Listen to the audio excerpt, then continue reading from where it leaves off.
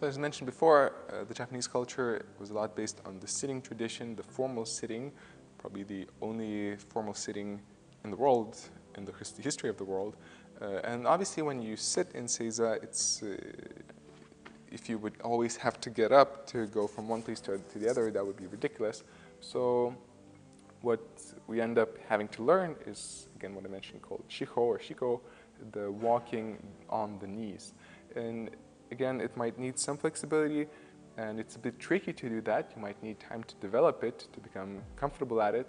But there's also certain points which, when you know, it's going to make the walking much easier. So we're going to look at those points. So when you start walking Shiko, it's very practical to be on the toes, and that's the traditional way you are going to walk.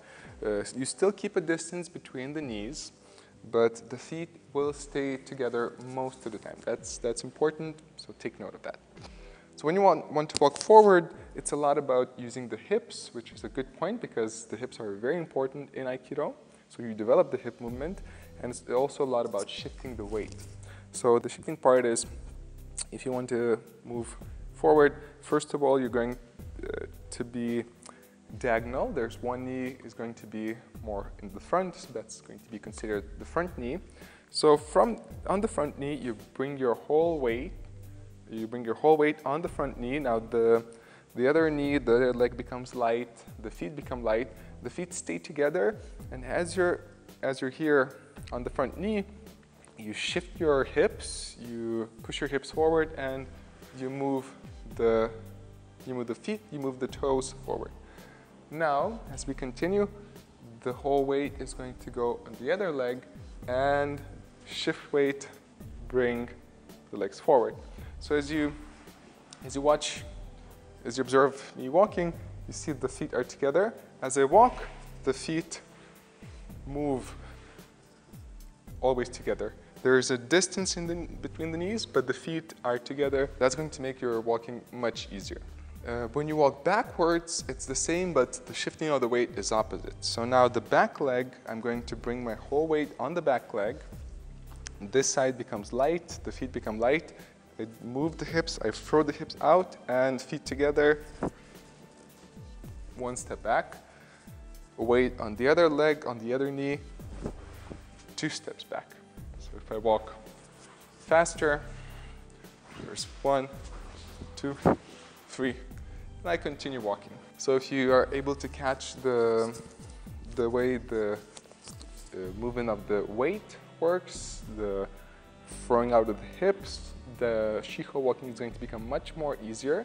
Notice that with the hakama, it's actually, with the white pants, it's easier because there's more surface which is sliding in between, so you're more sliding on the ground. Without it, it's going to become more difficult. And one more reason why it's a bad idea to come to Aikido with shorts, because bare skin on the mat, it won't slide. It's going to be quite a hell for you to walk. So always wear long pants, become a nidan, shodan, get the hakama too.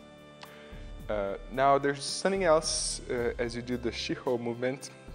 There's also the arms, the hands. In the beginning, it might be very hard already to catch the legs, so you don't have to always worry about the arms.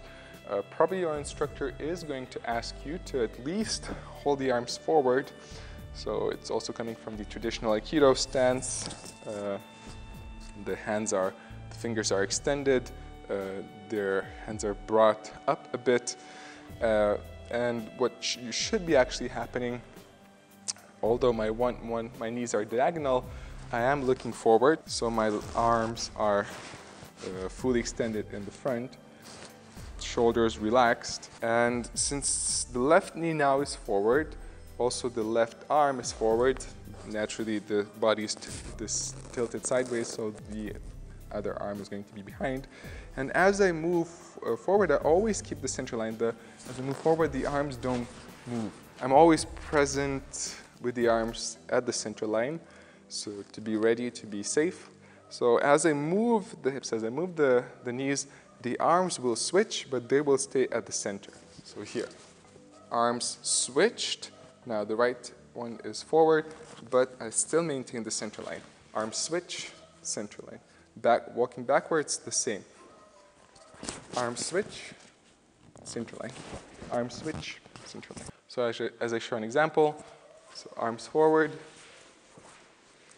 legs move, backwards, the same. So the last movement we're going to look at is on the Shiko side of the Aikido, is called Irimi Tenkan.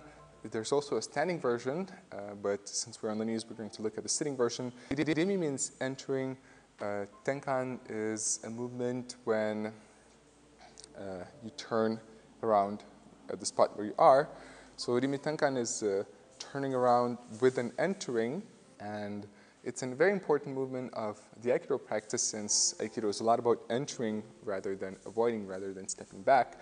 In order to enter efficiently, fast, and to position yourself sideways, to first of all to avoid the attack, to go out of the attack line, and to come just next to the attacker.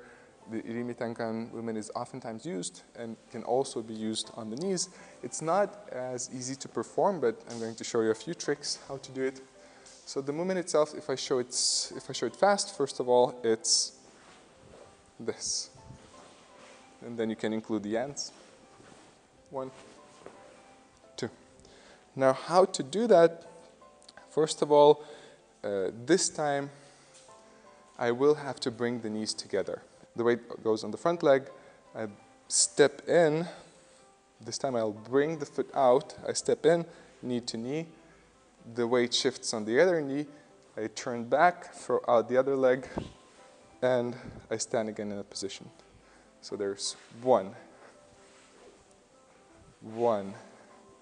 Throw the hips. 1, 2.